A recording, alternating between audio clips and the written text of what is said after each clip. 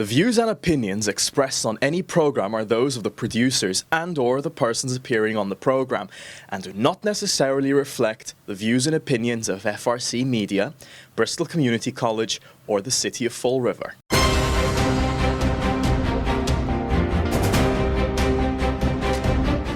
Thank you for joining us this afternoon. I'm Keith Tebow from FRC Media. As we're getting closer to Election Day, we're doing our best to try to keep you informed as voters so you can make an informed decision when you go to the ballot box. Today, we're focusing on one of the 5 ballot questions that you'll be facing on this year's state ballot. We're going to be focusing on question 4, which is limited legalization and regulation of certain natural psychedelic substances. Now, under this ballot initiative, if passed, it would allow persons 21 and older to grow, possess, and use certain natural psychedelic substances under certain circumstances. It would also allow those 21 and over to grow these substances in a 12 by 12 foot area in their home. It also sets up a special commission which will oversee this process and actually do some regulation. Today, we're going to focus on those that are in support, asking people to vote yes on question 1. I'm pleased to be joined by 2 individuals today. Jamie Morey, she is the Community Engagement Director, and Graham Moore, who's the Educational Outreach Director for Massachusetts for Mental Health, the organization that's promoting yes on question 4. Thank you both for joining me today. I appreciate it. How are you? Thank you so much for having us. We're happy to be here. All right. Jamie, I actually want to start with you. The first question I ask on a lot of these interviews is, why should people vote yes on question 4? Well, I think we are in the middle of a really serious mental health care crisis in this country. I think it affects pretty much everyone in some way, whether directly or, a friend, a family member. I think so many of us know someone who struggles with treatment-resistant depression, addiction, suicide. The numbers of people affected by all of these things are just unprecedented in this state and country right now, and especially since COVID. There are, many people who are struggling to get help through the traditional mental health care system and are just not finding the relief that they need. My husband is a veteran, and I'll say the veteran community in particular, first responders as well, are really facing an extreme suicide epidemic, with an estimated 22 veterans taking their lives every single day in this country, which is about 150,000 since 9/11, far more than we've lost due to combat. So, I know personally, my husband is a veteran, a combat veteran from Iraq, and he has struggled with mental health issues for decades since his service, and was just recently diagnosed with PTSD, several years ago, and has been under the care of the VA. He's been doing everything that the VA recommends. He's been throwing himself into therapy. He's completed their PTSD program, taking all of the medications they've prescribed, is very, very actively engaged in therapy and trying desperately to get well, but has just not found the relief that he needs. And there are so many others like him who are going through all of the traditional channels, trying all of the traditional methods of healing, and it's just not working for them. We need new options. Jamie, let me ask you, is your husband currently undergoing some of these psychedelic treatments at this time? Is he? So he is not currently, because he is, like I said, he's under the care of the VA and basically doing the treatments that they recommend. I will say that there are those in the VA even who know that what they're doing is not working. I connected with a local veteran from Duxbury, CJ LeConte, who's been involved with the campaign. He was actually hospitalized for suicidality, and it was a VA doctor that took him aside and whispered in his ear, "You should look into psilocybin mushrooms." And He had no familiarity with them.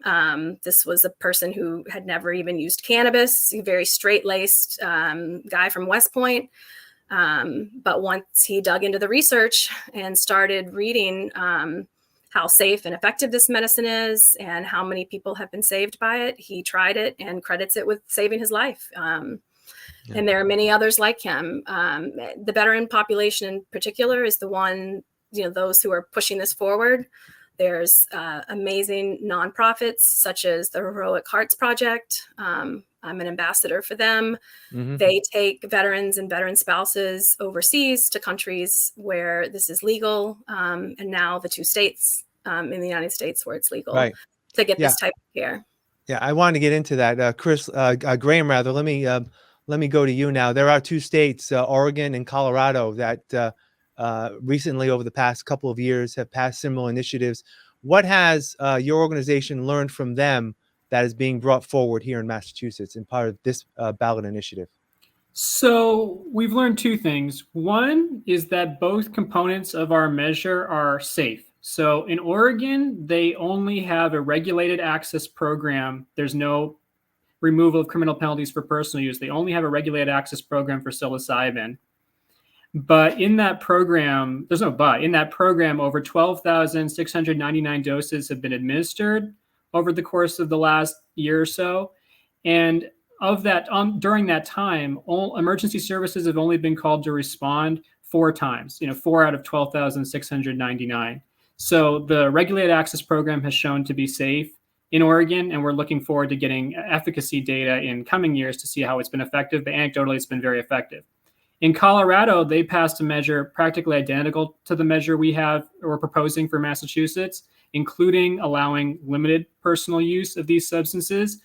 And we haven't seen a negative public health impact. So impaired driving related fatalities in Colorado actually fell by 23.8% since their measure passed. And similarly, the amount of drug and alcohol related hospitalizations related to psychedelics remained essentially the same and are still considerably lower than they were in 2020. And it's a tiny, tiny percentage of the total. So 0.27% of all hospitalizations related to drug and alcohol in Colorado were related to hallucinogens in 2023. So, nowhere in the world has this been a public health issue. And we can say that in the United States, that's continued to be the case from what we've seen in these other states. Yeah. Just to be clear, I just want to get a little more information out to the people. The substances that will be involved, I believe, are a total of 5 substances, 2 that are found in mushrooms and 3 that are found in plants. I guess how important is that distinction? Because we don't want it to be known that, anything is up for grabs here.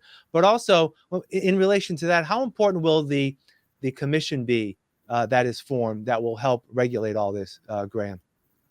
The commission will be quite important because it's going to set the rules and regulations for the regulated use, which is the focus of our measure. So to be very clear, the American Medical Association recently came out in favor officially of removing criminal penalties for personal substance use. The idea is treat it as a health issue, not a criminal issue. If people are having trouble with substances, they should get treatment. We shouldn't waste resources on incarceration or prosecution. And that's even more the case with these substances, which are all non-addictive and all have demonstrated therapeutic value. And what I mean by that is 2 of them are prescription medications abroad already. Psilocybin is a prescription medication in Australia for treatment-resistant depression. And ibogaine is a prescription medication in a few countries, and in New Zealand is used off-label for opioid addiction. And then the other substances in the measure have long histories of spiritual therapeutic use, dating back thousands of years, and are legally accessible for therapeutic purposes in other countries already. So the focus of this is the regulated access for substances that have proven to help people. And the rules for that are going to be set up by the commission. We're hopeful, learning lessons from Oregon, that the care can be both safer and more effective here and cheaper than it has been in Oregon, learning the lessons from that program. And the commission is going to set those rules in consultation with an unpaid advisory board, which by law under this measure must contain a mental health expert and an emergency medical services expert to determine the rules around safety. So something I want to make very, very clear. There's no retail component to this measure. There's no cannabis style storefronts. People will not be able to legally buy and sell this on the street, and people will not be able to buy this and take this home. The removing limited criminal penalties for personal use, that's already been tested in 8 towns and cities across Massachusetts. It's not been shown to be a public health issue. This is just about letting law enforcement focus on serious crime and not prosecuting people for trying to heal, people who are already accessing these substances even today in Massachusetts. But the focus of this is therapeutic access. There's no retail. Yeah. Let me get into a couple of the arguments from the no side. They're concerned about the decriminalization of these substances, as well as opening potential for-profit centers, and also the option for those 21 and over to grow these materials could create a black market, if you will, out there. How do you respond to that? I would respond, there's already a black market, and they can't point to anywhere in the world, including in Massachusetts, where 8 localities already allow growing without quantity restrictions, to have caused a problem. So Cambridge and Somerville since 2021, right next to Boston, with over 100,000 people combined, I mean, almost 200,000 people, they stopped prosecuting people for growing without quantity limits in their homes all of these substances. So, can the opposition say there's been a bunch of problems in Cambridge and Somerville? No, they can't.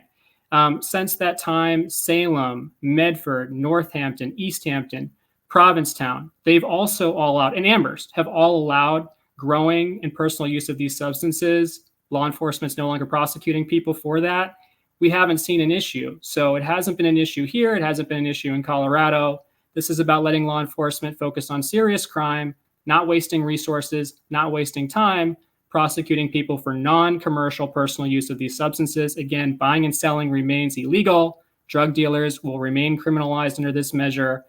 Selling to anybody, especially somebody under 21, will remain illegal under this measure. So that would be our response. This hasn't caused problems. Yep. And this is about letting law enforcement focus on what's important.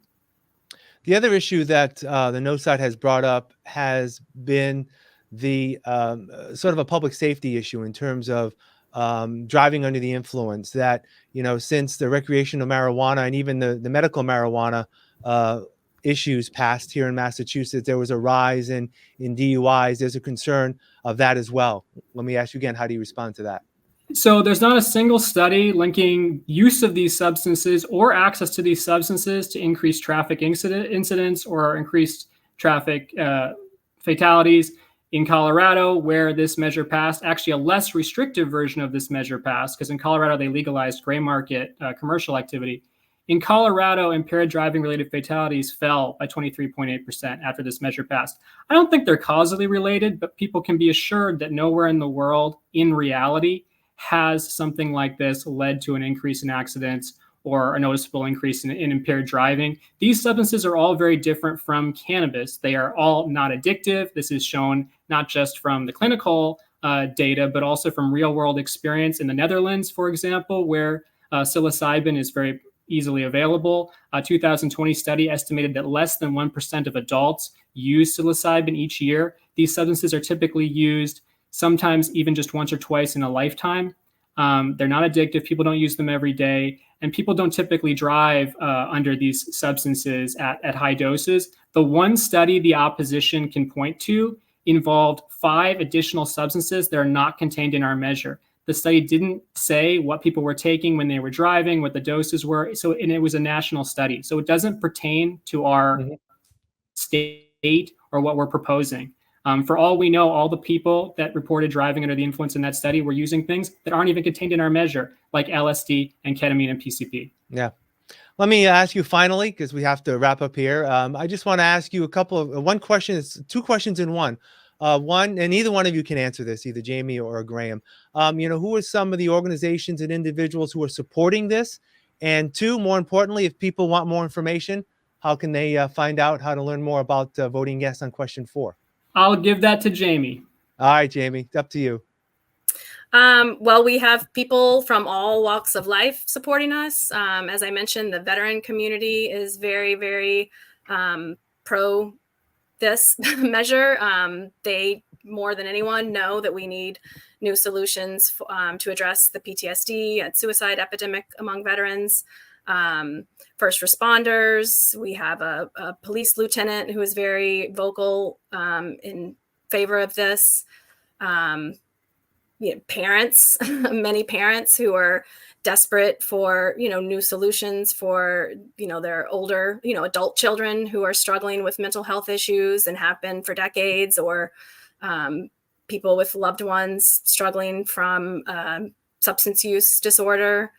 Really people from all walks of life, terminal patients, people at end of life, hospice care providers, therapists, many therapists, psychiatrists, medical doctors. We have a broad spectrum of support. And if anyone wants to get involved with the campaign and help us out, share a story, our website is it's massformentalhealth.org. So MA for mentalhealth.org. There's a button on there to get involved, and also many stories of healing. As the community engagement director, I talk to people all day long. I've heard literally hundreds of stories of people from around the state who have had horrible conditions and symptoms that they were not able to alleviate through traditional methods, who have found healing with these substances. And just to jump in, me, Jamie, and Emily, who is our grassroots campaign director, who is a Navy veteran, we're all those people. We're all people who healed, who struggled with mental illness of some kind, or we're caregivers, or we're caregivers for people. So we all have personal stories as well. Emily Honestchuk, who's not on the call, but is our grassroots campaign director. She is a Navy veteran who treated her service-related PTSD with psilocybin legally in Jamaica. So I think it's important for everybody to know that all these substances are already legal abroad if you can afford it, or if that care gets sponsored by a nonprofit, as it was for Emily and Jamie. It's already legal for rich people. People are already accessing it. We want to make it safer. We want to make it regulated. We want to make it a health issue, not a criminal issue. That's what this is about. Jamie Morey and Graham Moore from the Massachusetts for Mental Health, asking voters to vote yes on question 4. I appreciate your time. Thank you very much, and best of luck to you. Thank you so much. I appreciate it. Have a great one. And thank you for joining us here in FRC Media. Please make a point to vote on Tuesday, November 5th.